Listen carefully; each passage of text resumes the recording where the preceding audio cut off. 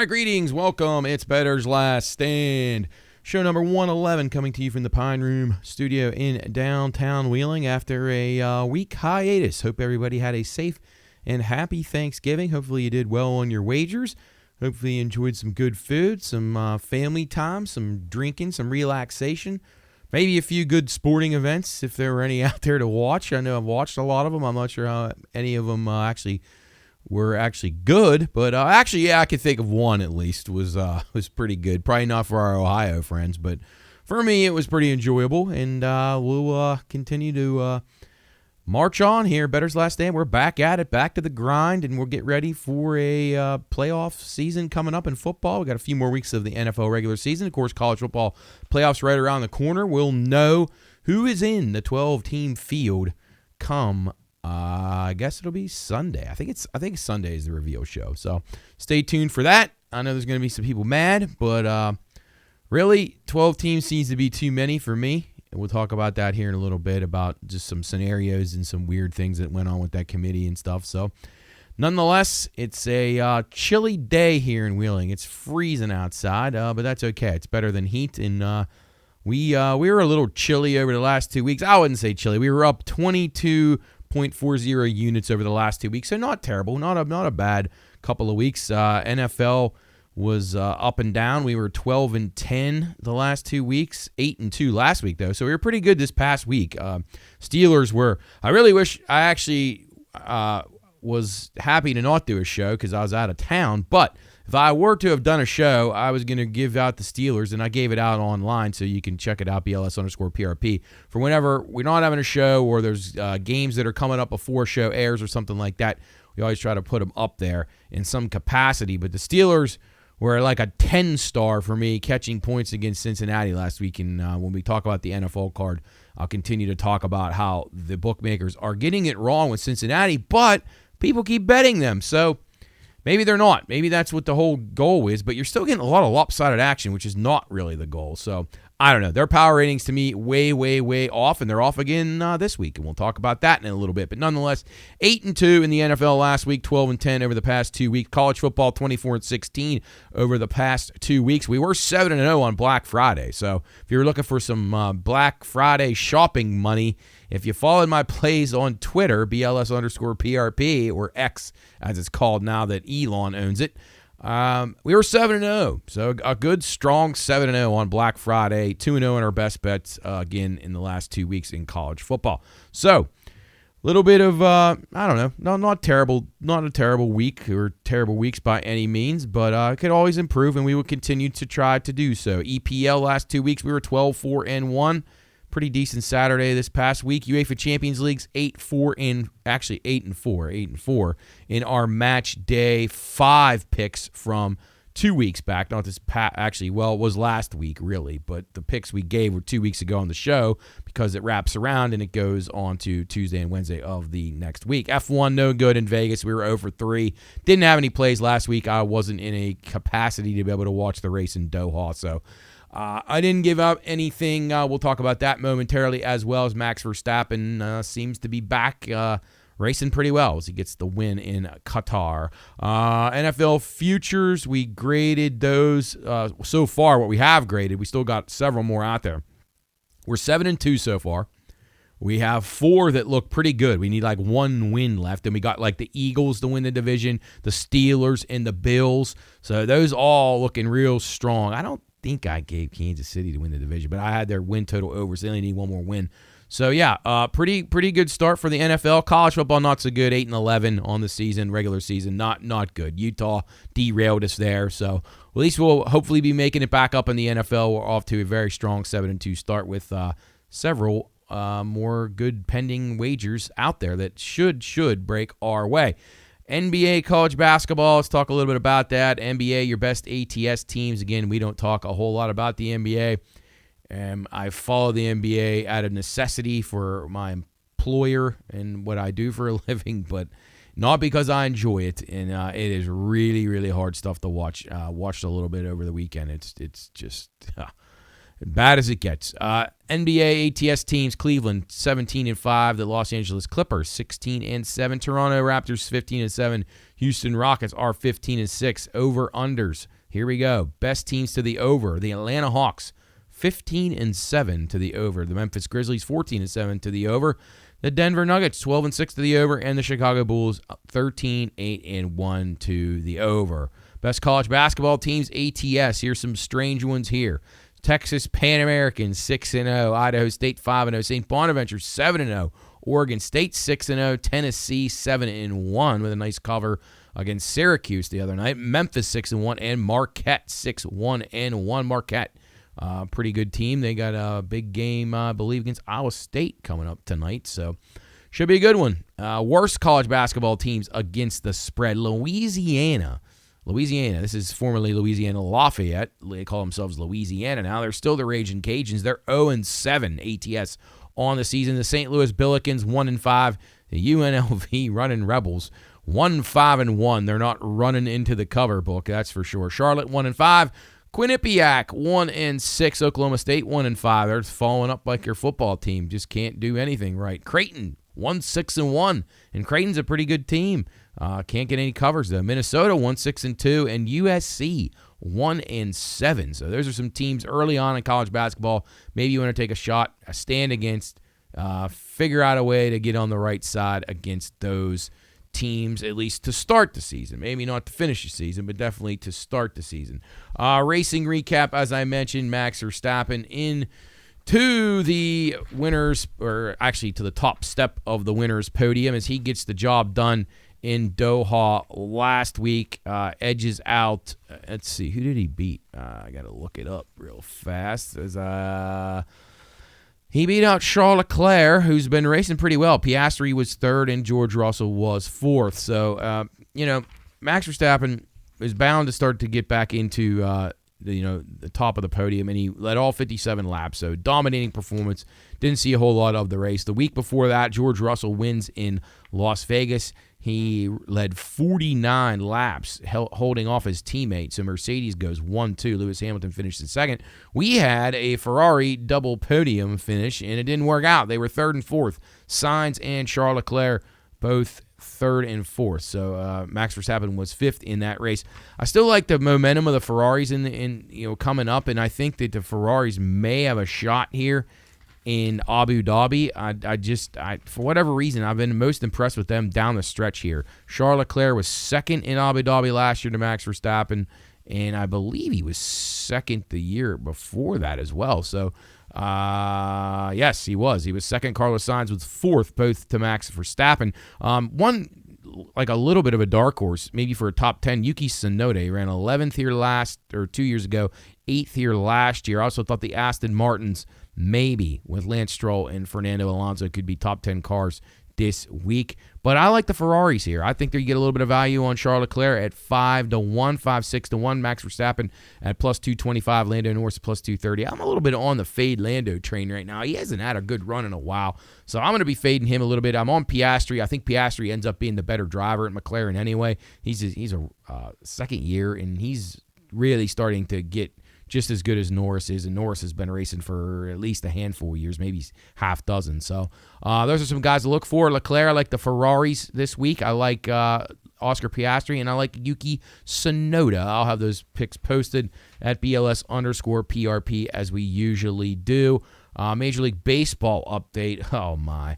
Just when you think baseball can't get any stupider, then we get this golden bat situation going on.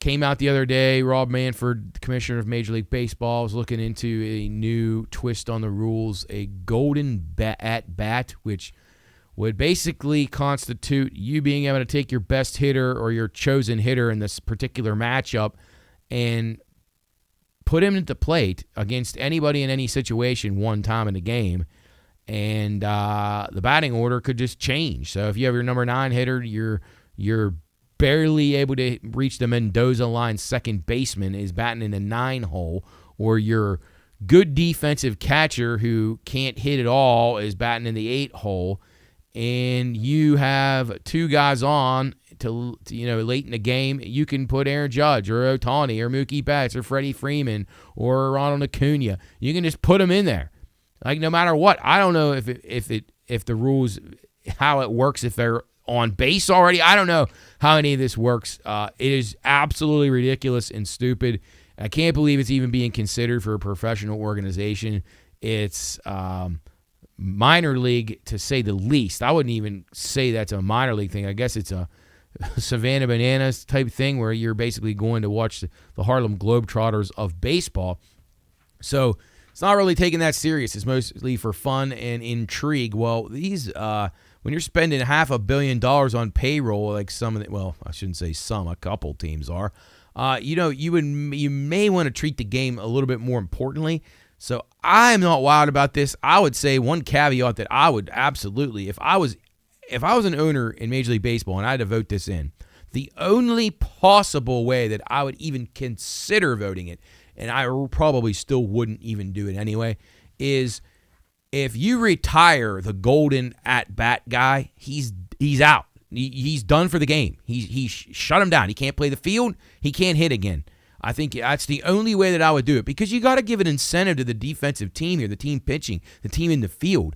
So now how are they supposed to strategize to now you're going to put a golden at-bat guy in out of nowhere, unknown to them, and if you still have to face 3 hitters from your bullpen, it's really not very fair to the team that's throwing. And, can you do this in the playoffs? Like, really?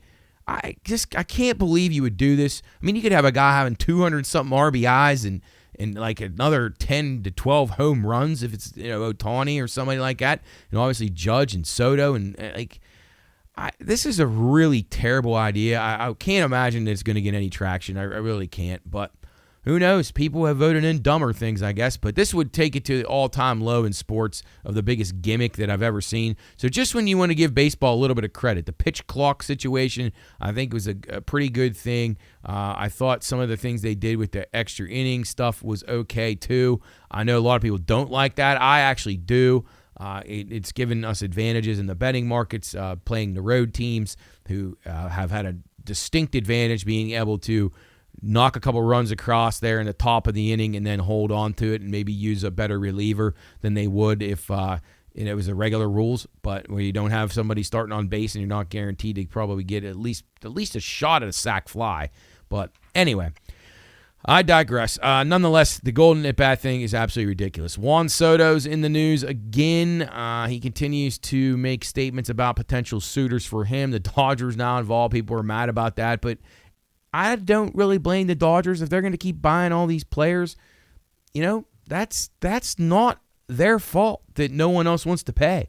So if they're able and willing to pay, then good for them. Let them go for it. We haven't had back-to-back World Series champion in probably, it's got to be almost 20 years, maybe more than 20 years. So I don't think it's impacting baseball like people think it is. Spend more is my advice to these owners who don't like it. Spend more or vote in a floor. The Major League Baseball salary floor has got to be higher. It needs to be, 75, 80 million, whatever. Even it should be 100, but some of these teams aren't ever going to budge for that. But that's what it should be. Every team should have to spend $100 million in a season. Every team. Because then you're going to make sure that things are kind of even. And then if the Dodgers want to spend $1 billion, $500 million, $750 million, that's up to them. There's no rule there. So it's not saying that nobody else can do it. Everybody else can. So go do it and shut up. So that's my thoughts on baseball. Hopefully Soto, I would probably most like to see Soto go to Boston just because it would make Yankee fans mad. I mean, he's a total a-hole, but he's a really good player. He didn't used to be like that in Washington. I think the rumors of him going back to Washington are really stupid. I don't really get that. I mean, that'd be a heck of a full circle, but they're not quite ready yet. They're going to need a little bit more before they can contend. So they're getting there, but their pitching is not panned out. All those prospects they got back for them, the pitching part has not lived up to expectations. But we'll see where Juan Soto ends up. Hopefully, I hope he goes to Boston. That's where I want him to go. But I'm a little biased there, and then I would say it's fine with the Mets just because it's not the Yankees. All right, hockey. let's talk a little hockey. NHL period data so far. Here we go. We're starting to get some really juicy trends here. Big percentages in our favor. So start getting on these things. Start figuring out ways to make some cash off these first period, second period, third period props in the NHL. First period overs, Washington Capitals 19-5. They're on a 9-1 run. So 9 of their last 10 first periods, they've had at least 2 goals total, either them and their opponent in the game. So it's one of these things that just continues to give. So Washington 19-5, 9-1 in the last 10. Florida 18-8, 7-3 in their last 10 to the over in the first period. The Columbus Blue Jackets, they're going to make a lot of appearances here. They've really been scoring and giving up quite a few goals. They're 15-8 and 9-1 in their last 10 to the over in the first period. Second period overs, it's the Florida Panthers 22-3, 9-1 in their last 10 over in the second period. Washington, 18-6, 7-3 run over in the second period. Columbus again, 17-6, 8-2 run over in the second period. Third period numbers, the Montreal Canadiens, 22-2 to the over in the third period. That's not like a statistical hiccup or anything. That is a full-scale, strong, data-driven, analytically driven trend right there.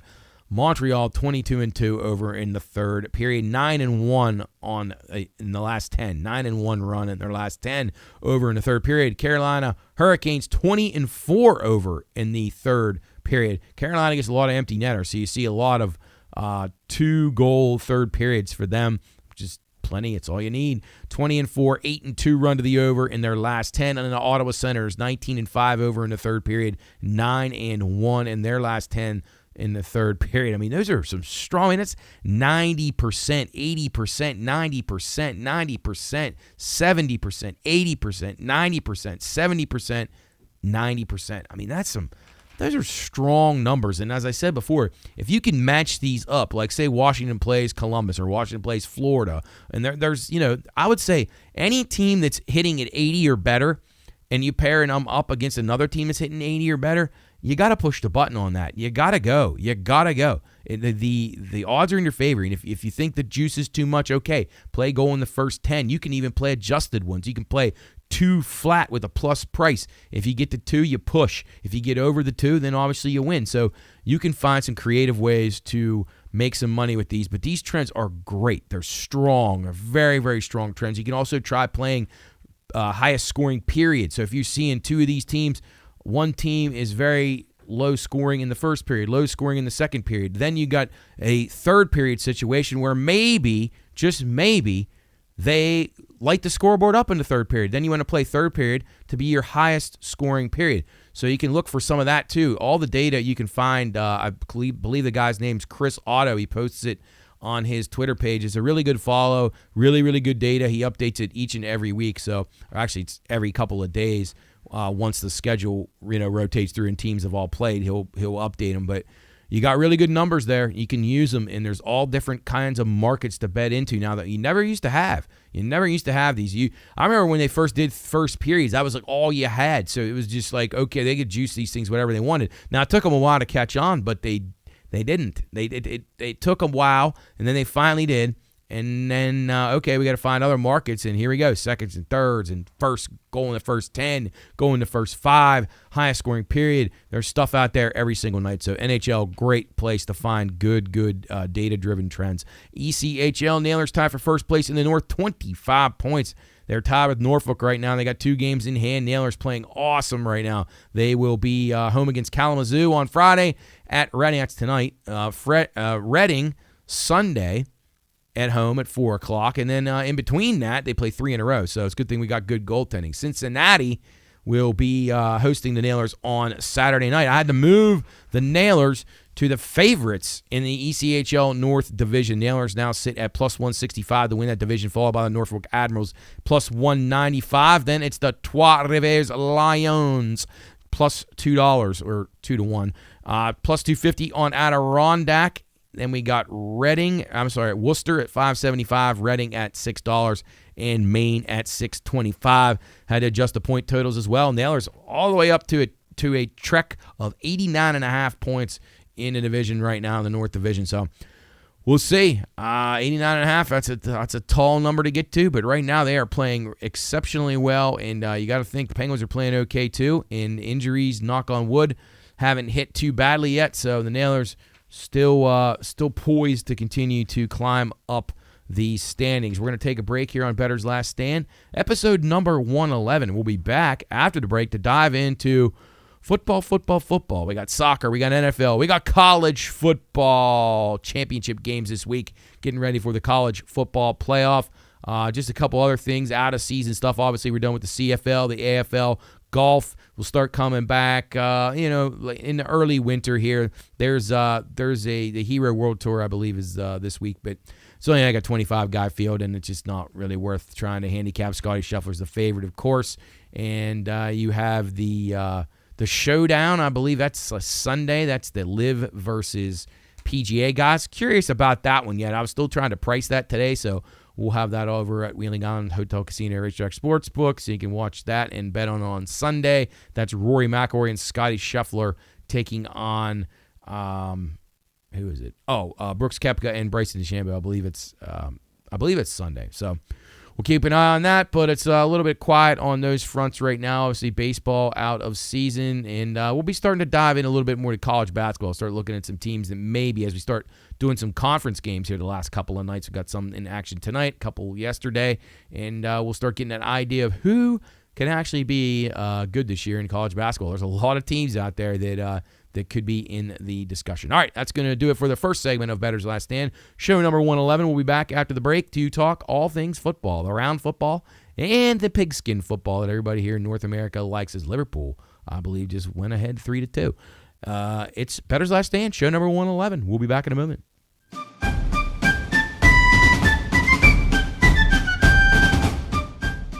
Reminder, this show is for informational and entertainment purposes only. All wagering activities should only be conducted by those 21 years of age or older and within the confines of federal, state, and local law. If you or someone you know has a gambling problem, contact 1-800-GAMBLER. That's 1-800-426-2537. All right, men, load the cannons and hold the line. You're listening to Bettor's Last Stand.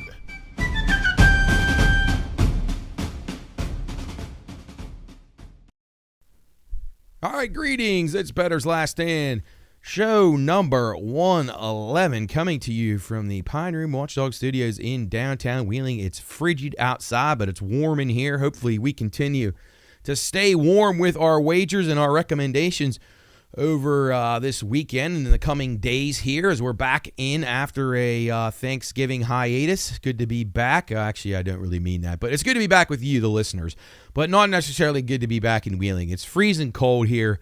The air is disgustingly polluted and gross, and my allergies, which I don't even really have, are acting up already. And it's freezing cold, and my skin's starting to dry out, and I would much rather be back seaside where things are just a lot more pleasant. The land of pleasant living, we'll call it. But we're going to try to make it pleasant for you here. We were up over 22 units the last 2 weeks. If you followed us, BLS_PRP while we were out last week. But we have the previous week's games to recap. So let's go through that here on a Football Friday, our final Football Friday, presented by Gumby's and Jill's Gentlemen's Club here on the Watchdog Network. We will be in studio, of course, or we were in studio, and it's now starting to kind of feel like winter out there. So can't camp out at Gumby's anymore, not when it's 19 degrees outside. But thanks to our friends at Gumby's and Jill's Gentlemen's Club for another wonderful year of Watchdog Football Fridays. Our two schools bowed out last week with Wheeling Central and Wheeling Park, both falling in playoff action, but good seasons for them, and we're on to basketball, so plenty more to highlight here on the Watchdog Network, as if you caught it on Tuesday night, Soup and Coach were over at Wheeling Central for Wheeling Central girls against the Martins Ferry Purple Rider girls in a very good basketball game. You heard that right here on the Watchdog Network. That was the debut of the Pine Room Watchdog basketball season, and we got plenty more games to come, so stay tuned, and I was going to say check your local listings, but just follow us and Follow the Watchdog Network, watchdognetwork.com. Follow the stream. You got all the good things that you need on there. We'll have the schedule up. We'll have social media posts. And, of course, you can check us out every single Monday, Tuesday, and Friday. I believe we're going to be moving back. This will be our final Football Friday from the 2 to 5 slot. Maybe one more week with the Christmas party, radio Christmas party. And then the following week, we'll probably be back to our regular noon slots on Friday. Nonetheless, follow us each and every week on the Watchdog Network. We'll keep you apprised of the basketball schedules and the things going on. Of course, we're in the season of weather, so you might start getting snow outs and all that kind of bizarre stuff. All right, let's recap it again. As I said, we were up 22.40 units over the last 2 weeks, so not great but not terrible. College football, we were 24-16. 2-0 in our best bets over that 2-week span. 7-0 on Black Friday. So if you had our plays on Black Friday, you followed us on BLS_PRP on X, you had a good 7-0 on Friday, and you could afford all your Christmas gifts that you wanted to buy on Black Friday. So hopefully you did. We were 7-0 on Black Friday. We'll take that anytime. NFL, 12-10 over the last 2 weeks. We were 8-2 last week, though, with our big 10-star cashing with the Steelers. Oh, man, I haven't loved the game that much since the opening week last year when they played Cincinnati. Everybody's telling me Cincinnati's favored. Everybody will take Pittsburgh. Everybody. Tomlin can't be getting points. Well, but then everybody still bets Cincinnati. I agree. Tomlin shouldn't have been getting points. Pittsburgh should have been a 1.5 or 2 point favorite in that game. It was outrageous. It was mispriced. It was clear from the start. And if Russell Wilson doesn't get that bizarre pick six where Pickens gets shoved down and the guy picks it off and runs it back, that's a 35-point blowout. The Bengals had no prayer in that game after the Browns got humiliated. Or the Browns humiliated the Steelers, sorry. The Steelers are the ones that got humiliated by the Browns right here on the Watchdog Network. And you thought the Steelers were going to come out and just lay an egg? No way. Not against that bad team. Burrow turns it over 3 times. Tired of hearing how good he is. He puts up stats in garbage time when the game's never decided. He doesn't know how to manage a game. He doesn't take care of the ball. And I'm sick of hearing how good Cincinnati is. And I got plenty more to say about that when we talk about the NFL card. But we were 12-10, 8-2 last week in the NFL. EPL 12-4-1 over the last 2 weeks, 8-4 in the Champions League. That was match day 5. That was early Thanksgiving week. No good in the F1s back at Vegas. We didn't play anything at Doha. College football future bets, we were 8-11 on the season. Not good. Our ship sank quick with Utah and a few of these other really bad ones. I had a couple in the ACC. California started out just great for us, tanked. Cincinnati in the Big 12, catastrophe. Of course, Pitt has to lose every game after they go over the 6. I had them under. Wake Forest was a good one for us. Stanford, we had Stanford, I think they were like 3-1, and they ended up 3-9. So, yeah. So, some bad ones there. Nothing worse than Utah, though. The Utah situation, I'm never backing them again. I hate that team. I'm never backing them again, ever. I'm never trusting them. I thought Winningham is just a better program runner than he is. Oh, and Newcastle ties it up on Liverpool 3-3. What a match that is. All right, let's get back to it. College football, as I said, best bets 8-11 on the season, the future bets. NFL futures, though, 7-2 so far. We got 4 other ones looking really strong, either teams that have a stranglehold on the division or only need one more game to get over their win totals. We'll recap those when the time is right. Bad beats. Let's talk about this. I'll talk more about college football playoff rankings because I still don't understand what they're trying to get at here. It's really bizarre. Georgia Tech money line. If you had Georgia Tech money line the other day, Friday night, that was Black Friday. That was one of the games we had. We had an over. Didn't look very good early on. We had Georgia and Georgia Tech over. Georgia was struggling, down 17, a mess. Come out in the second half, still can't score. Go 3-and-out on their first drive. But they put it together, and that's the thing about this Georgia team, man. They persevere when times are not easy, and they're facing a difficult situation, and they come back, get it in overtime, win the game in overtime. It goes, I think, went 8 overtime. So yeah, gets the job done for us. So if you had Georgia Tech there on a money line bet, condolences. That's a really hard one to swallow. Just about as bad as this one. Vanderbilt plus 10 against Tennessee. They were up 17-0. People were putting Tennessee on upset alert. Calm down. Vols come back. They win at 36-23 and cover it. And then Monday Night Football. Oh, boy. If you had this poor Browns team, you heard it right here on the Watchdog. The pick 6 heard around the world. Browns trailing late. And pick 6, Jameis is second of the night. The Broncos minus 6.5. Looks like it was going to be the Browns covering that 6.5. You're thinking maybe they'll win the game outright. Oh, no. Pick 6 the other way. 41-32 final. The Broncos win it. And Jameis, he's great for the overs. I'll tell you that. So I think Jameis probably at least 3-1 of the overs since he's been the starter. But tough one there. If you had those, I apologize. That's just the way this game goes sometimes. Industry news, Carolina Panthers will be an underdog for the 33rd straight game. This week, they're a 12-point dog to Philadelphia. Carolina has been a dog 41 of their last 42 games. They're 17-22-2 ATS during the span.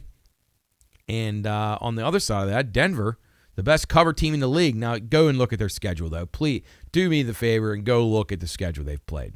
Okay, and then tell me that they're good. 10-3 ATS so far, 6-0 as a favorite. I'm tired of hearing about Peyton. I'm tired of hearing about Bo Nix.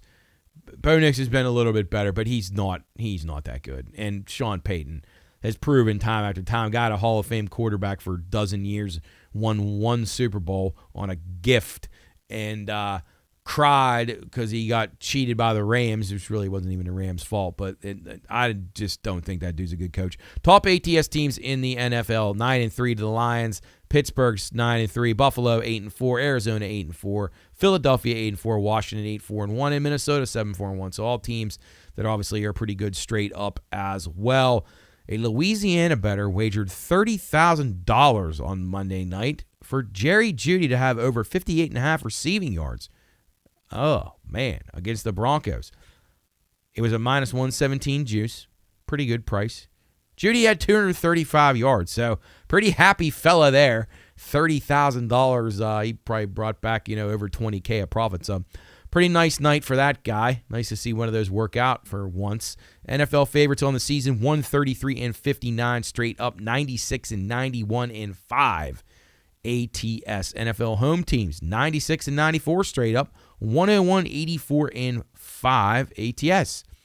So not very lopsided there. NFL overs now 101-91-3. So all these numbers kind of fall right around even, maybe a little bit shaded to one side or the other. Lopsided ticket counts from last week in the NFL. 85% of tickets were on the Houston Texans. They did not cover the 3.5. 81% on Seattle. They did. Plus the 1. That was a winner. 81% on Tampa. Minus 6.5. They barely won the game against Carolina. We were on that here on Bettor's Last Stand. So that was 81% losers there. 80% on Buffalo. Minus a 6. That one was one we were on. 75% on the Chargers. Minus 1. They get the job done. That's a winner. 76% on the Rams. Minus 3. That was a winner. 71% on Denver. Minus 6. We just talked about it. Pick 6 makes that a winner. Indy, 70% of the tickets on Indy. We had the right side of that. Boy, heartbreaker if you had New England money line, or if you have New England to go over their win total like we have. Oh, God, gut-wrenching. 70% of those tickets were on Indy. They did not cover. 70% on Minnesota Vikings, minus 3. They did not cover. They were lucky to win as well. We were on Arizona in that game. Lopsided tickets for this week in the NFL, Week 14. 83% on the Bills, minus 4.5. 70% on the Bears, plus 4. 70% on the Bengals, minus 5.5. Why do people keep betting the Bears and the Bengals? What am I missing? What are they seeing that I'm not seeing? I guess I'm seeing the right stuff because these teams don't cover. So I don't know. Saints, 67% on them. I don't understand that. Minus 5, 66% on the Steelers, minus 6.5. That one I can kind of understand. Revenge game for the Browns. 66% on the Dolphins, minus 6. College football action. Alabama has gone from a small dog to make the playoff to now a minus $2 favorite to be in the playoff after the last ranking was revealed last night. Look ahead lines. I don't think these are actually going to come to fruition. I don't know how you can say these are going to happen because to me, how could you have Penn State playing Arizona State and you feel good about that? So that's assuming you think Arizona State's going to win the Big 12. Well, what if Penn State beats Oregon? They're not going to play them. So anyway, if the favorites win all the games, then maybe this is the way it works out. Penn State laying 14 against Arizona State at Happy Valley. Ohio State would play Tennessee minus 7.5. They're rewarded basically for losing to a barely 500 team. I don't understand that. We'll talk about it in a couple minutes. Notre Dame -2.5 against Alabama. Totally disagree with that line. That will be a game in South Bend. And then you have Georgia -10.5 against Indiana. I would be probably running to the window to bet that Georgia. I don't think any of those matchups are actually going to happen. Maybe Ohio State and Tennessee because neither one of those teams play. But and I guess Notre Dame and Alabama don't. But Alabama, it's no guarantee they're in. Most likely they're going to be in, but no guarantee. Georgia has got to play. Penn State's got to play. Arizona State's got to play. So I thought it was weird, but I thought I'd at least mention those are some look-ahead lines that have been posted. College football ticket counts from for this week. So this is where the public money is so far. 93% of tickets on Oregon -3.5. Watch out, people. Watch out. 75% of tickets on Texas -2.5. Didn't Georgia just go down to Texas and beat the hell out of them about a couple months ago or less than a couple of months ago? And here we are on a neutral field and Texas is laying points. Again, I don't know where I'm at. I don't know what planet that I'm on. And again, I'm not trying to hate on Texas. I'm not. I've said that time and time again. I think Texas is a good program. I think they're trending in the right direction. It's good to see them back. They were in the playoff last year. They're going to be in the playoff this year. I'm not saying that they're bad by any means, but come on. We have these numbers are not right. They're just not right. And the public is telling you they're not right because they're betting it. And that should be a sign for you to run. 83% on Arizona State -1.5. That one I kind of will get behind. I think they're playing very well. Watched more of them than I had all season on Saturday, and they are pretty good. 86% on Tulane, -4.5 against Army. 68% on Marshall, +6. 75% on SMU, -2.5, and 67% on Jacksonville State, 67% on Jacksonville State, minus the points. College football title game, title game sharp money action. I don't know. I just made a mess of that. College football championship game, sharp ticket action. So this would be where sharp money is showing up. You're seeing large amounts of money from respected bettors on this. So you got 87% of the money is on Boise and UNLV under the total. 93% on Miami, Ohio, -2.5 against Ohio. 90% of the money on the over in the Iowa State-Arizona State game. And 84% of the cash is on Louisiana -5.5 against Marshall. So you got some differing opinions there. You got Louisiana. The sharp guys are on Louisiana. The public seems to be on Marshall so far. Does that mean it's a guarantee? Absolutely not. So adjust accordingly, I guess I'll say. All right, let's get into some round ball action before we jump back into the pigskin here. Again, we've been pretty good in EPL and UEFA Champions League over the last few weeks. EPL 12-4-1 the last 2 weeks. UEFA Champions League 8-4 for match day number 5. We got some EPL matches finishing up right now. Let's get into what we like on the card for this weekend. Saturday, it'll be an early match. It's Liverpool and Everton, the Merseyside derby. This is the most hated two fan bases that hate each other, arguably in the world. Maybe a few others are close, but maybe Michigan, Ohio State. But Liverpool and Everton, they would actually probably beat the pants off of any Ohio State or Michigan fan as far as toughness and brutality goes. So Liverpool on the road at Everton, Merseyside derby at Goodison Park. Liverpool just played a 3-3 draw against Newcastle in a very exciting match. Just got over. Everton, They've played very well today, too. They've single-handedly put a game over against Wolves. They scored 4 goals in that match against Wolves, 4-0 the final there. It's Liverpool -208, Everton plus about $5, draws plus $375. Bookings are something to look at here. There's been 5 straight unders in this series, so I think that's interesting. I think Everton to score a goal is worth a play. Score at least 1 goal. They seem to do that regularly, and they're coming in with some momentum. They played very well today. Both teams to score, I think, is a very good play. Liverpool in top form right now, scoring-wise. So you're going to get some goals there, I think. I'd be a little bit worried about the unders in the series, but I could see this being like a 1-1. And there's going to be a ton of chances. Bookings could be high. You got, the players probably don't dislike each other as much as the fans, but the fans will fuel this this matchup. Liverpool have a matchup at Girona on Tuesday. I don't think they're going to be too worried about that. Girona's very bad, and Liverpool is in great form. So we're going to go with bookings over, both teams to score, and Everton to score a goal in the Merseyside derby. Newcastle at Brentford. We just talked about Newcastle, 3-3 draw with Liverpool today, so a good performance out of them. They're at Brentford. I like both teams to score in this match. Brentford plus 185 on the money line. Newcastle plus 135. I don't understand how they're favored on the road. Brentford can play at home, especially. They're very good at home. So we're going to go with both teams to score in Brentford on the money line. You can play that draw no bet if you would like as well.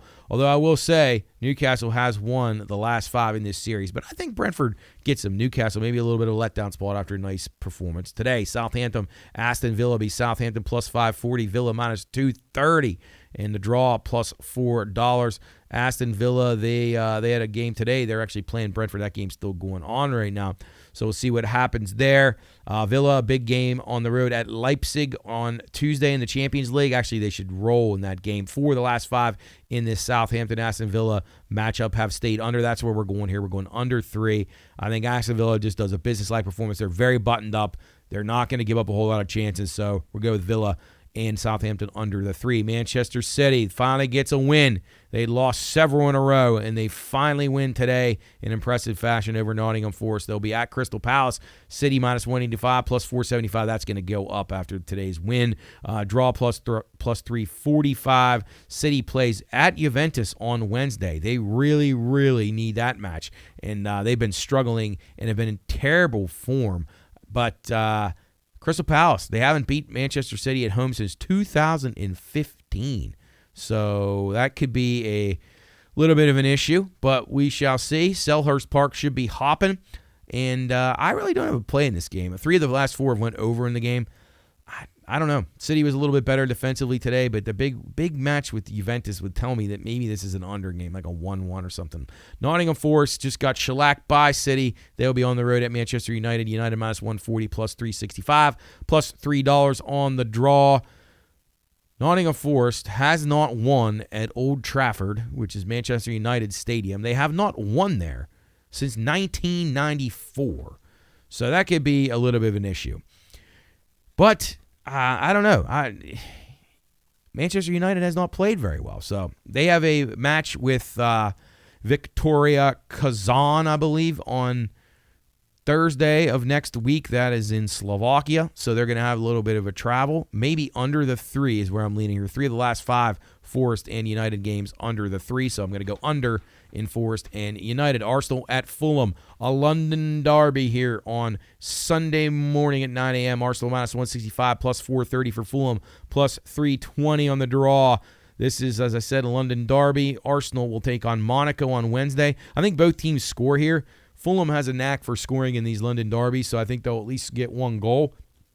I would probably lean towards one of those little money line parlays that I don't give out very often. But in soccer, you can basically correlate them with no penalty. So you play Arsenal money line and over 1.5 or over 2.5, and you get a little bit of a plus price there. So I think that's worth a shot. Fulham has taken points in the last 2 matches against Arsenal. They have a win and a draw. So maybe Fulham is a little frisky here. I like the game over as well, so we're going to go over the 2.5 for the last 5 in this meeting. Have one over. Brighton at Leicester. Brighton minus 135, Leicester plus 345, plus 305 on the draw. I like both teams to score here. Both teams to score in the last 6 meetings has happened between Brighton and Leicester. I also like Brighton. I think you're getting them at a pretty good price there. You can even play them minus an Asian handicap goal or 2 and get a better price there. But I think Brighton, you get a little bit of value. Leicester, not very good. So we'll go with Brighton and Hove, both teams to score in that one. Bournemouth at Ipswich Town. It'll be Bournemouth plus 120, Ipswich plus 215, plus 270 on the draw. I like both teams to score here. Think that will probably happen. Draws in the last 4 meetings, so maybe that plus 270 on the draw looks pretty good to you. I lean Bournemouth here. They're a little bit better team. I know Ipswich is all right at home, but I think both teams to score. There could be some goals in this game. Maybe a lean to the over too, but I'm going with Bournemouth and both teams to score. Chelsea and Tottenham, another London derby. The Chelsea is on the road here at Tottenham Hotspur Stadium. man, it used to be called White Hart Lane, and we called it 3-point lane because they would win every single time they went there. Chelsea's got a match here. They played well today. They got a nice victory this afternoon.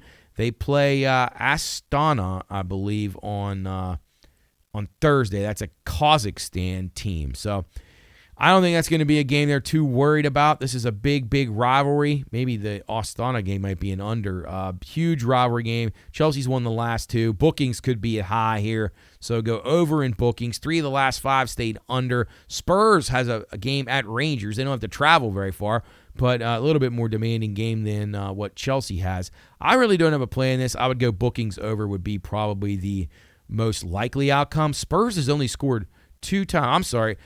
I had this written down as Spurs as the home team, and they are the home team. So I don't know why I wrote down a note that Spurs had not scored, has only scored 2 goals at Stamford Bridge in their last 4 meetings. Well, it doesn't really matter because they're not playing at Stamford Bridge. So anyway, disregard that tidbit nonetheless. All right, let's move on to Champions League action and get you caught up on a few things going on there here as we're on our final Football Friday here on the Watchdog. It's Bettor's Last Stand Show, number 111.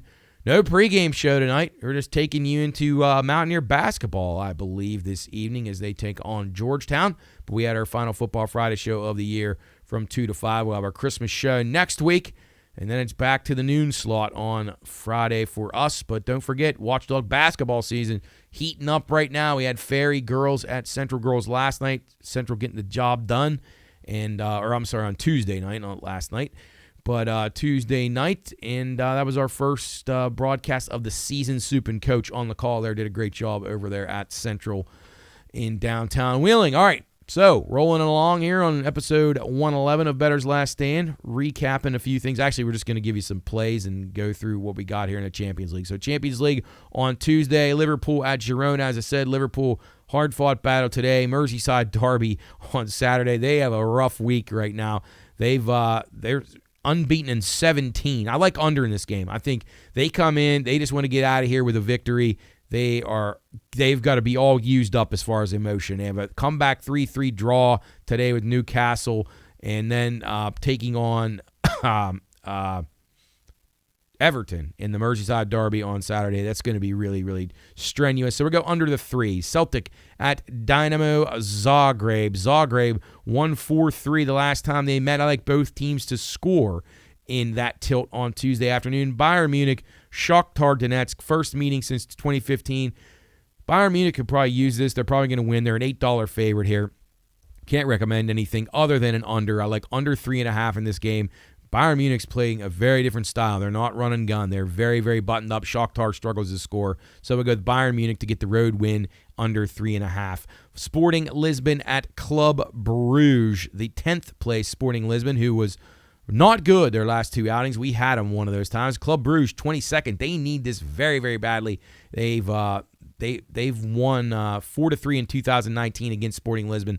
Can they do it again? I don't know. They're a plus 225 dog. Lisbon around plus 115. I can't play these Portuguese teams on the road. I've said that time and time again. I will not do it. So we're going Sporting Lisbon and Club Bruges. Draw no bet on Club Bruges. We're not playing Lisbon. I do not like them at all. So we're going to go with Club Bruges at the plus price to draw or win the game. PSV Eindhoven at Brest. PSV plus 125. Brest plus 216. Draw around 245, 250. PSV needs this. They're in 18th spot. This is a winnable game. Brest started out well, but they're just not a very good team. So we'll go with PSV at a nice plus price. The better team wins there on Tuesday. Also a Tuesday match, Real Madrid at Atalanta. Real Madrid comes in plus 150 favorite. Atalanta plus 175, 265 on the draw. Real Madrid needs this. They're like 24th in the table right now. That is a danger zone right now for them. They're 3-0 against Atalanta all time. But I can't really recommend them here. I'm going to go under in this game, under the 3.5. As I said before, Atalanta has played a totally different style. They're very guarded, and I think Real Madrid will be businesslike, and I don't think they're going to take many chances because they cannot have another showing like they did last week. Very poor performance by Real Madrid against Liverpool. They can't keep dropping games. They've got to start to win these. So lean to Real Madrid, but we're going under the 3.5. Aston Villa at Red Bull Leipzig. Aston Villa comes in the 9th spot. RB Leipzig, 34th. Whew. Aston Villa lost 8 straight going into today. I don't know what they're doing right now. I don't have the game on. Actually, maybe I could put it on, but I can't. There we go. I can reach the remote now. This game may still be going on right now if I can find it. Aston Villa and Brentford. No, can't find it. Never mind. Sorry for the delay. Let's get to it. I know you want to hear not Canadian football, but North American pigskin games. Anyway, RB Leipzig, they won 2-0 in the club friendly. They've lost 6 in a row. I got no play in that game. Inter Milan and Bayer Leverkusen, both teams to score is where we'll be going. In that one, Leverkusen's never beaten Milan. They're 6th in the table. Inter Milan, 2nd. Also a Tuesday game, our last Tuesday game, PSG, Paris Saint-Germain. They need this game. They're 25th in the table against the 32nd team in Salzburg. PSG minus 260. We're going to go on the Asian handicap minus 1.5 there, get a little bit better of a price, but they have to win that game. Wednesday matchups in the UEFA Champions League. Atletico Madrid host Slovan Bratislava. Bratislava comes in 35th in the table. Atletico, we had them last week, and they won 6-0, so they're playing pretty well. They're 15th. I like them to win this game by at least 2 goals. They're red hot. I like this game over 3 as well. Look for Atletico Madrid to continue to play well. Sturm Graz at Lille. Lille in 12th. Graz in 29th. I like Lille here. I think you're getting a cheap price on Lille. They're minus 185. If you want to play that down a little bit, play them minus 175 or minus 1.25 on the Asian handicap. Get a nice plus price there. Lille at home. They roll in this game. Sparta Prague at Feyenoord. We had Feyenoord against Manchester City last week. That was both teams to score, and Feyenoord to score twice, and what else do we have? Feyenoord to score over. Yes, Feyenoord to score over 2 goals. So a good performance there. They're in 21st. They could use this game too. They had a nice draw. It was 3-3. I like goals in this game. We're going over to 2.5. Prague will surrender them for fun. Feyenoord at home should roll in this game. So we're going to go with Feyenoord on the Asian handicap and over the 2.5 or 3. Young Boys, the last ranked team in the competition, they will take on Stuttgart. Stuttgart 27th. Desperately need this game. We'll go Stuttgart. They're minus 275. I'm not laying that, so we're going to go minus 1.5 or 1.25 on the Asian handicap. So Stuttgart at home, they've won the last 4 in this matchup. So hopefully they get the job done there. And then Manchester City at Juventus. Again, these are all Wednesday matches. Manchester City, they've never beat Juventus. 0-2-2. Juventus at home, a plus $3 favorite. City's been slumping a little bit. I lean Juventus, even though City did win today. I'm going to go with Juventus with a nice plus price, probably a draw no bet to be sure that we're covered either way. Red Star Belgrade at AC Milan. I like this game under. AC Milan 2-0-2 against Belgrade. I don't think Belgrade's got much for them. They're 31st in the competition. Milan 16th. I like this game under the 3 or 3.5 at a good, solid, fair price. Bologna at Benfica. Benfica, the 14th ranked team in the table. They're minus 170 against Bologna, who's been very bad. I backed them once earlier. Not going to do that again. We'll be on Benfica, the Portuguese side. They're at home, so the only way we'll play them. Minus to 1.25 or 1.5 on the Asian handicap. Monaco and Arsenal, sneaky good game here. Arsenal's won the last 2. They won 5-4 last year in a shootout. I leaned a little bit to Monaco, but I like goals in this game. So we'll go over the 2.5 there. Small lean to Monaco at plus $8 on a draw no bet. It might not be too bad. Probably aren't going to win, but I think goals are the way to go. Barcelona at Borussia Dortmund, another good game to conclude Wednesday's Champions League action. Barcelona won the last meeting 3-1. But Dortmund right now is playing pretty hot. I like the way they're playing right now. I like them in a draw no bet scenario here. So we're going to go with Dortmund at the plus $2 price or draw no bet against Barcelona on Wednesday. And those are our Champions League plays. We'll be recapping. That was, I think we're match day 6 now. So yeah, so Tuesday and Wednesday, good ones there. I'll have them up on the BLS_PRP X site. So check that out. Again, Liverpool, Inter Milan, Barcelona, Dortmund, Atalanta, Bayer Leverkusen, Arsenal, Monaco, Aston Villa, Sporting. They're the top 10 teams in the table right now. So we'll see what happens. This is a really interesting format and a long way to go, but it's starting to get to the time where teams need to win. They can't be messing around any longer. All right, college football action. We're getting into it. It's championship week. Everybody gets excited, but first, let's go over this first round playoff scenarios. If you watch the show the other night, the unveiling, they have Oregon rated number 1, Texas 2, SMU 3, Boise State 4. Absolutely ludicrous. If you think those are the top 4 in that order, you got problems. Penn State 5, Notre Dame 6, Georgia 7, Ohio State 8, Tennessee 9, Indiana 10, Alabama 11, Arizona State 12. Again, if you think those are the right order, that's crazy. So first round games as of right now, Arizona State at Penn State, Tennessee at Ohio State, Alabama, Notre Dame, Indiana, and at Georgia. We went over those with you earlier on some of the look-ahead lines. Well, I was looking for some value, and you look through, and you got Ohio State, and you have Texas is actually the favorite. Actually, I'm wrong. Oregon is the favorite, plus 350. Texas is second choice at plus 425. Ohio State still 4.5 to 1 to win the national championship. Like, what are we watch? Like, did you watch the game the other day? That team's got some deficiencies, and the Howard kid is not any good. And I think you've heard me say that here a time or two. They really messed up by thinking that guy was going to solve all their problems. But they just lost that home to a really not very good Michigan team. Then you got Georgia at plus 475. If you look at these, which one of these teams don't belong? We had Oregon beat Ohio State, and you had Georgia just massacre Texas, and they're going to get a shot at them again tomorrow. But I don't know how you're grouping these teams like this. It's just bizarre to me. I don't see the love affair with Texas. I just don't think they've beat anybody. So I think you have a lot of question marks with them. So I was looking for some value here, and I thought that if Penn State is able to get the draw that they were given so far, and they get to play Arizona State, which I'll be betting the over in that game, that's for sure.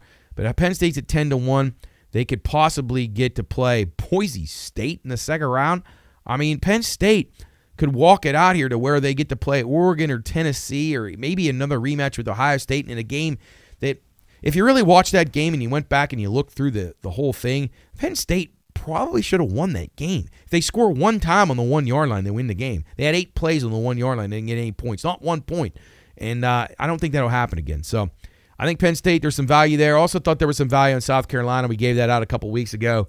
They're 125 to 1 now. I don't think they can get in. It sucks because they're playing probably better than anybody right now. So they would be a super dark horse. But other than that, I have a hard time thinking that anybody's worth a play other than Alabama at 16 to 1. Georgia's price is a little short for me, but I don't know. I can't back Clemson. I mean, no way. I don't know. This thing is wide open to me. I still think Georgia is the best team, but I'm telling you, in my gut, I'm thinking Penn State is a dangerous team here. I thought that for weeks. I've said it a few times on the radio show over here on Bettor's Last Stand. I know people say Franklin can't win it, and he can't. He really hasn't. So until he actually does, I'm as wrong as anybody about this. But my gut says they got a shot. And this committee, how they've ranked these teams is just, this doesn't make much sense to me. So I'm thinking Penn State's going to win this game tomorrow and beat Oregon. So what happens then? Who's the number 1 seed? Who is the number 1 seed if Oregon loses and Georgia beats Texas? Because I think Georgia's going to beat Texas again. So who's going to be the number 1 seed in this tournament? SMU? Boise State? I mean, what happens if that happens? Why can't that happen? I don't see, no one's been able to tell me that that couldn't happen. So I have no idea. I don't think these matchups that are on paper right here that they portray are going to possibly come to fruition. And I think you're going to have some chaos here. So take a shot on the team that you have a gut feeling about and go with it. That would be my advice. Let's go to Friday's games. It's Western Kentucky at Jacksonville State. Actually, this game is being played in Jacksonville, Alabama. So you got Jacksonville State minus 3.5, total 58. I like the under here. They played a 19-17 game earlier this season. I don't know. Western Kentucky's not the same team they were, a score fest team. They got a pretty good defense now. So I'm taking, I'd lean Western Kentucky. They won this game in the regular season, but I like a tight one here, and I like the under 58 quite a bit on Friday. And I like all the games on Friday under, if you can believe that. Tulane and Army. This one actually at West Point Stadium, Michie Stadium, that is, at West Point. It'll be Army catching 5 at home, the total 46, down from the opener of 48. Tulane shut out Navy 35-0 a few weeks ago. I think that says under. It's the only way Army's going to stay in the game. They got to play the game controlled ball possession like they do. So I like under 46 there. I think that's a strong play. UNLV and Boise. Mountain West Conference Championship, Albertson Stadium, Boise, Idaho. Boise has the home field advantage. They're laying 4. The total's 58.5. I like the under here as well. It was a close game, 28-24 earlier this year. I like Boise too. Lots of love for UNLV, but I think the Blue Turf guys get it done here. 4 of the last 7 in this meeting have went over, and Boise State is 7-0 all time against UNLV. So I think the Broncos roll here. I know that has not been a popular play, so we'll go against the trend there and go with Boise and the under. Saturday's games, Ohio at Miami, Ohio. That's not really it's at Ford Field in the Mid-American Conference Championship game. Miami, Ohio, -3, the total 44.5. The Bobcats on a 5-0 run right now, ATS run, so playing pretty well. Miami, Ohio beat them 30-20 in the regular season. I'm leaning Ohio here in the points. The last 4 in this matchup have went over the total. I like the over 44.5. I think there'll be some points here. I think Ohio might be the hungrier team here, but I don't discredit Miami. There's been some sharp money showing up on Miami. So we're going over, and we're going with the Ohio Bobcats catching 3 at Detroit. Iowa State and Arizona State, Big 12 Conference Championship. That's really weird. Iowa State's Big 12 team, but Arizona State, this is very odd to say. This will be at AT&T Stadium in Arlington. It'll be Arizona State -2. This game opened Iowa State -1, went to Arizona State -2. Total 51. It's the first meeting they've ever had. Arizona State on a 10-2 ATS run. Arizona State really impressed me last week. They're really good. I bet Arizona. That was one of the plays that I did lose last week in college football, and it was ugly. Arizona State just absolutely massacred them. They're going to be very hungry here. I like over 51. I like the Arizona State Sun Devils, even around pick -2. I'd lay as high as 3 with Arizona State. I think they win this game, and I think the game goes over the total. Big 12 Conference Championship, that is. The Southeastern Conference, SEC Championship, Georgia and Texas.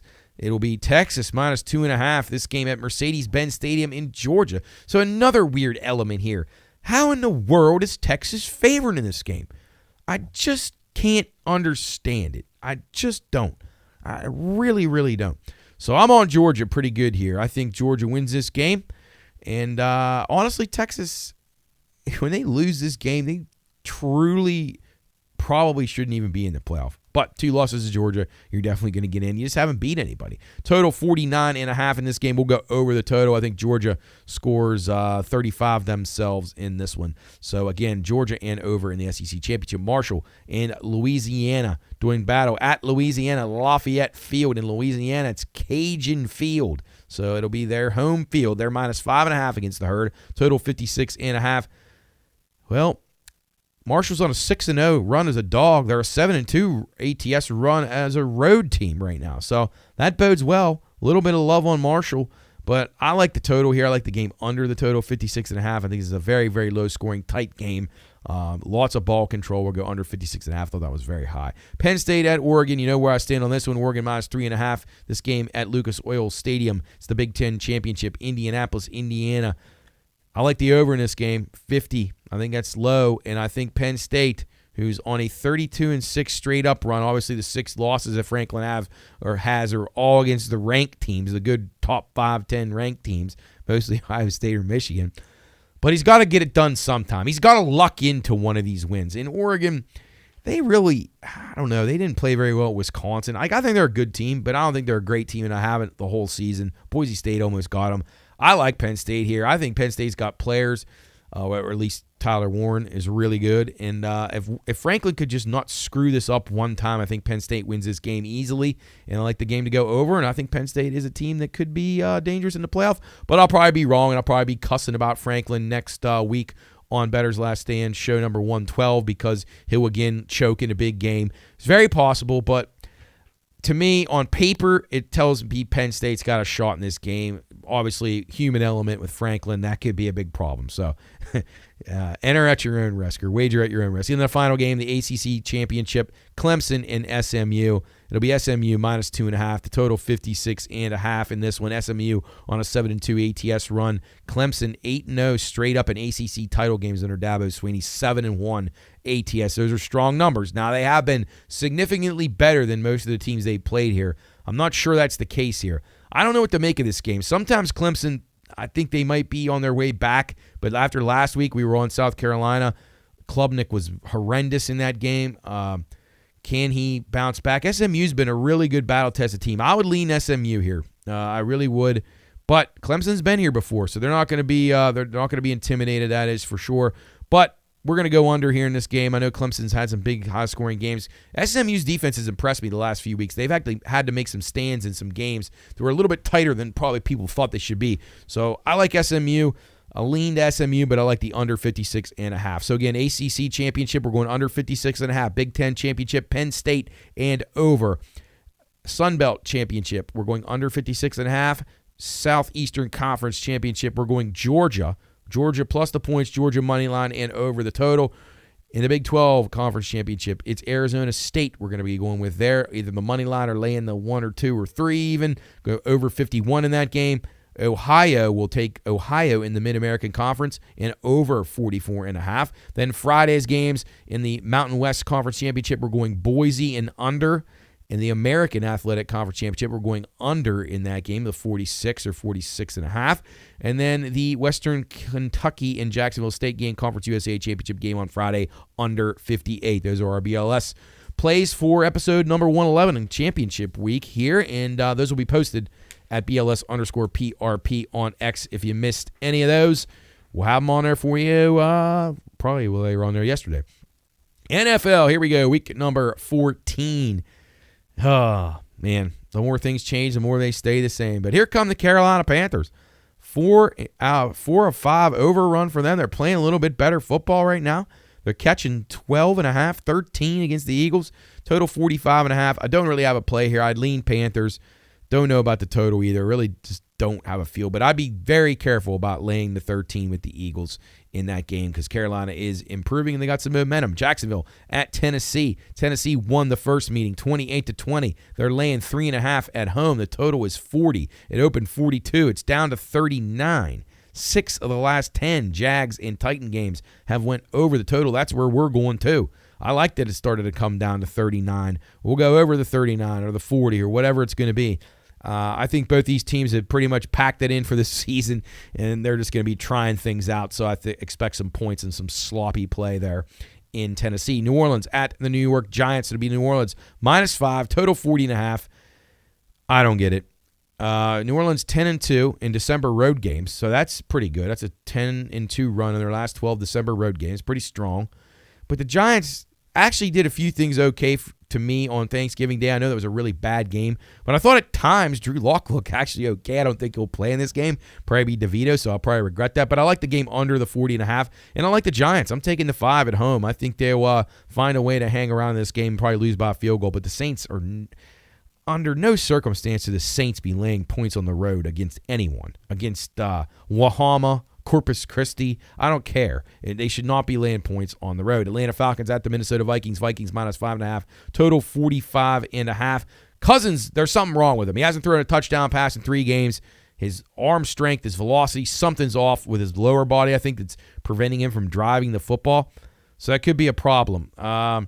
Minnesota, they're teetering on the brink of still being okay, but not great. So I'm going to go under 45.5, thinking that Cousins is still a little bit hindered. This is a revenge game for him, but he's in no shape to be drawing revenge on anybody. So lean Minnesota in the game, but I like the late under 45.5. That's probably my favorite play about that game, but I don't love anything. Cleveland at Pittsburgh. Of course, Cleveland upsets the Steelers right here on the Watchdog a few weeks ago. Steelers -6.5, total 44. And the last time they won in Pittsburgh, the Browns, was in 2021. 6 of the last 10 went over in this matchup. Steelers laying 6.5. That's too many. I'm going to pass on the game. I'm not going to give anything. I do think the Steelers will probably win this game, but I can see the Browns backdoor scoring. They lose by 6, and I wouldn't want to get beat like that. So pass on that one. Raiders at Bucks. Bucks -6.5. Total 46. I like the over in this game. I think both teams are bad on defense. Both teams sloppy. Tampa's kind of a mess all over the place. They can still score. Mayfield's battling, but they give up a lot. 8 straight losses for the Raiders. I mean, this game opened 44.5, it's up to 46, so people are betting it over. I like the over as well, so we'll go over there. Jets at Dolphins. First meeting of the year. Dolphins -6 at home. Total 45. 6 of the last 10 in this matchup have stayed under. But, man, the Dolphins 9-0-2 versus division opponents at home as a favorite of 5 points or more. They're favored by 6 here. So we're on the Dolphins. They beat up on the bad teams. I think they hammer the Jets pretty good. The Jets are about finished. Seattle at Arizona. This was a game that very much frustrated me a couple of weeks ago. It was a 16-6 win for the Seahawks at home. This time it's Arizona laying 2.5. The total 44.5. It's open 2.5. Actually got bet up to 3 on my last look. 7 of the last 10 under in this matchup. I like the under, the 44.5. We were on the under that day as well. We were on Arizona. Incredibly frustrating performance by Kyler Murray. I think he bounces back. They couldn't punch it in the red zone last week, but they moved the ball very well between the 20s. Little momentum. They're back home. Good weather. We're going with the Cardinals, and we're going under 44.5. Bills at Rams. Good game here. Bills minus 4.5. Total 49. I like the under in this game. I think both defenses will do a pretty good job neutralizing the other team's strength. So I think that will lead to less possessions and less points. So we'll go under 49. Small lean to the Rams catching the plus a field goal at home. Bills off a very nice win. Can they keep it rolling? They're really good. Josh Allen, clear-cut MVP in my opinion, but we'll go under 49. Bears at 49ers. 49ers minus 4. Total 44. Bears catching all kind of money, all kind of tickets, I guess I should say, on the Bears. We talked about it. There's, let's see. Let's check the percentage again. 70% on the Bears this week. Can't do it. I can't do it. They gave away a game last week. Eberflus gets canned after his ridiculous comment. I didn't even hit on that yet. I'm screaming at the Thanksgiving table that he's got to be fired as soon as that game is over. I'm screaming at it. Can't believe how that went down there. And then he doubles down the next day like an idiot, tries to say what he was doing was the right thing. I mean, come on. Again, what are these coaches? Do they all think that people are stupid? I've never seen a more arrogant group than some football coaches. They think they're so smart.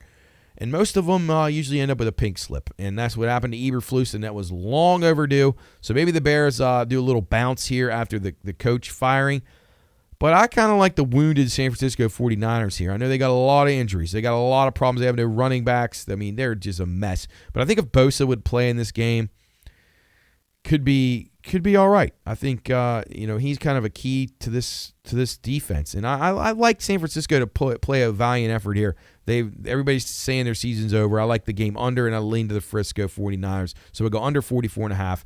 Small lean to San Francisco minus the 4. It's open minus 6 down to minus 4 because McCaffrey and Mason both out. Then the night game, Los Angeles Chargers at the Kansas City Chiefs. Chiefs minus 4. Total 43. Last time they met, 17-10 Chiefs earlier this season. Chiefs have won 6 straight in the series. All right, so I know you've heard me mention this a few times about the Chiefs. I get it. People are sick of them. I understand it. Totally fair. Has a lot of parallels to the New England Patriot run. All I hear out there in the community now, whether it's professionally, socially, this team's not that good. They're overrated. They keep getting lucky. On and on and on. Well, they've won 2 straight Super Bowls. They were in the Super Bowl 4 of the last 5 years. I don't think they're lucky. I don't think they're overrated. I think they deserve respect, and people are going to sleep on them again. They did it last year, and that's all I'm hearing is how bad this team is. All over the place. National media, like big-level media shows, whether it's sports betting or just sports in general, just bashing this team. Have we not learned our lesson yet? Did we not learn our lesson with Tom Brady and Belichick? I mean, this is the next best thing right here, Mahomes and Andy Reid. It doesn't matter who the other players are. It doesn't make a difference. When the game matters the most, they get the job done. And nobody else's team has done anything like this since New England. So I understand the frustration. I understand that you're sick of them. If you're a Raider fan, if you're a Bronco fan, if you're a Charger fan, I understand why you hate them, but I don't understand why teams or people that root for teams in the NFC hate Patrick Mahomes so much. I don't get it. He should be respected. The guy is a stand-up dude, and he's the best player in the game. And whether you like it or not, that's the way it is. You give him what Joe Burrow's got. Give him those 2 receivers that he's got in Cincinnati, and then tell me they're overrated. Now, Patrick Mahomes is underrated, in my opinion. He doesn't get any credit for how good this team has performed, whether it's pretty or not. They're still winning games. I don't care how it works out. They put themselves in a position to win the game every single week, and the only team that got them so far was Buffalo, and they've beaten Buffalo when it mattered the most in the playoffs. So I hate to see it. I'm just trying to be objective about this, but people are missing it. Do not start doubting this Chief team. This run is impressive. I don't care what you say. Yeah, they could lose to the Chargers. They haven't been blowing people out, that's for sure. But do you want anybody else in a big game other than Mahomes? I mean, they go to Buffalo, they win. They went to Baltimore last year, they won. I mean, this team, they have no wide receivers last year, and everybody said they were finished. Their offensive line is a concern to me. That is a concern. Their defense has still been okay, but maybe not as dominating. But this team raises their game when the games mean the most. And trust me, Buffalo did not see all the cards up the sleeves of the Kansas City Chiefs a few weeks ago. They're saving them from when the games matter. When the games matter and it's win or go home, that's when they show up. So don't doubt them here. I'm not saying they're going to cover this 4. I'm not saying that they're not going to lose this game because the Chargers are tough. But I'm saying respect the Chiefs, and I'm tired of hearing people just bash them and say, oh, the Chiefs, they're terrible. They're the worst Super Bowl team ever. That's just fundamentally wrong. You're wrong on so many levels. They should be commended. But same thing happened with New England. Everybody hated Brady. Everybody hated Belichick. They were overrated. They were terrible. They barely could win their games. They only won by a couple points each time. They always got the calls. Good teams put themselves in a position to win, and that's how it goes. So I'm all in on the Chiefs. I'm not saying they'll win the Super Bowl, but I'm saying they're going to win at least a playoff game. They're going to make a run. Somebody's going to have to beat them because they're not going to beat themselves. Monday Night Football, Cincinnati at Dallas. Just can't get over this line. Cincinnati laying 5.5 on the road at Dallas. Now, I know most people were able to watch these games. If you're in this market, you definitely watched the Dallas in the Giants game on Thursday, and you saw the Steeler game and the Bengal game on Sunday. Tell me which team, in your opinion, is better by just looking at the teams and watching the games, Cincinnati or Dallas? Because to me, it really isn't even close. Dallas is better. Dallas is catching 5.5 at home. Now, I know they haven't been good at home. The total's 49.5. It got bet up from 44.5 based on the fact that people think the Bengals defense suck. They're 8-2 to the over in their last 10, which is true. But look at the teams that Cincinnati's beaten this year, and tell me how they're favored by 5.5 in this game. They beat the Giants. They beat the Browns. They beat the Panthers, and they beat the Raiders. Arguably the 4 worst teams in football, minus Jacksonville, who I don't even think they played. Which, no, they didn't play. So those are their 4 wins. Now you got Dallas. They beat your Steelers, the best team in the AFC North. We proclaimed them the division champions here and over their win total. They beat them. They went to Pittsburgh and beat them. They beat Washington at Washington. And they also beat the Browns, the same team that the Bengals beat in a tight game. And they beat the Giants 2 times, also one of the teams that the Bengals beat. So explain to me how. Now, I know Dak Prescott is not here, but it doesn't really matter. They got Brandon Cooks back. They played a lot better last week. You had to say, whether you're a big Mike hater like me or Jerry Jones, you know he's a clown and he's never going to win ever again. But you got to give credit where it's due. Cooper Rush and those guys are settled in a little bit. Rico Dowdle ran well. They played good on Thanksgiving Day, I thought. I just don't know how in the world they can be getting 5.5 in this game. I got to tell you right now, I think Dallas wins this game. I think Dallas wins this game relatively easy. And I probably would say it could be an over game just because of how bad Cincinnati's defense is. But I'm not really loving the over here. I could see this game staying lower scoring. And I can see Dallas matching up pretty good with Cincinnati. They can rush the passer, and that's going to be a problem for the Bengals. So I love Dallas in this spot. I would play them on the money line. I would play them on a reverse line. I would play them on alternate spreads -3. I love Dallas in this game. I think they roll Cincinnati, and I think finally maybe we can just be done talking about Cincinnati being favored every single week here on Bettor's Last Stand. It's not right. I mean, they lose every week, and they're still favored. I don't follow it. But that's okay because we're producing winners for you here on Bettor's Last Stand. All right, that's going to do it for us here. Hopefully you enjoy NFL week number 14. Hopefully you enjoy the college football championship week. We'll know next week who the teams are in the 12-team playoff. That should be intriguing. I'm sure there's going to be a lot of teams that get screwed. My Miami Hurricanes, just quickly on a personal point, people have been texting me saying your team's getting screwed, blah, blah, blah, blah, blah. Alabama shouldn't be in over you. Yes, they should. They're better than us by a lot. I know we had some we had a comparable opponent in USF, which we beat a lot worse than they did. But if you just watch the games,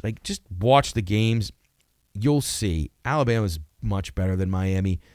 Trust me, Miami, I wish they wouldn't have blown those games. They lost to two decent teams on the road, so nothing to be ashamed about. If there was 16 teams, they'd be in. But they didn't do what they needed to do. They blew a huge lead at Syracuse and played awful with Georgia Tech, and they just don't have a defense. So Cristobal's got to go back to the drawing board. He's going to lose Cam Ward, and he's got to get a defense. Miami's always been known for a good defense.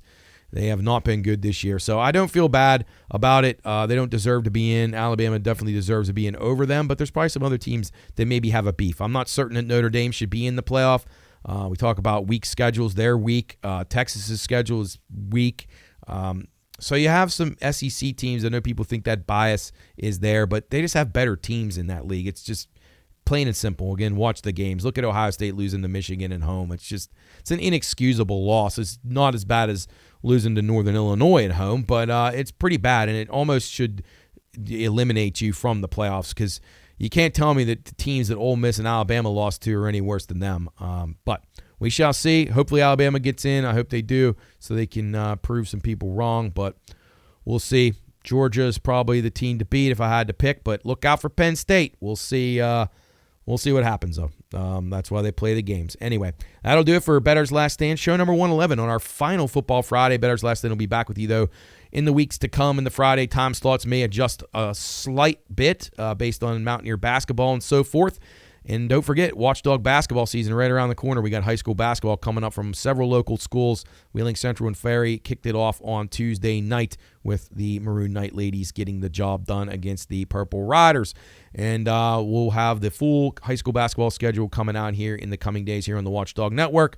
Enjoy your weekend. Enjoy the college football. Enjoy the pro football. Enjoy the soccer. Enjoy hockey, whatever else, basketball. We have plenty more to talk about here on Bettor's Last Stand next week in show number 112. Until then, we will see you next week on the various Pine Room shows here on the Watchdog and for high school basketball action in the coming days. Again, thanks to our friends at Gumby's and Jill's Gentlemen's Club for sponsoring us on Football Fridays, our final Football Friday of the year here on the Watchdog. It was another great season. We enjoyed being involved as much as we were. Hope you enjoyed it as well. And again, thanks to our Watchdog family, Kayleen, Rocky, Howard, Lola, Bob, all the crew that does such a great job here at the Watchdog Network.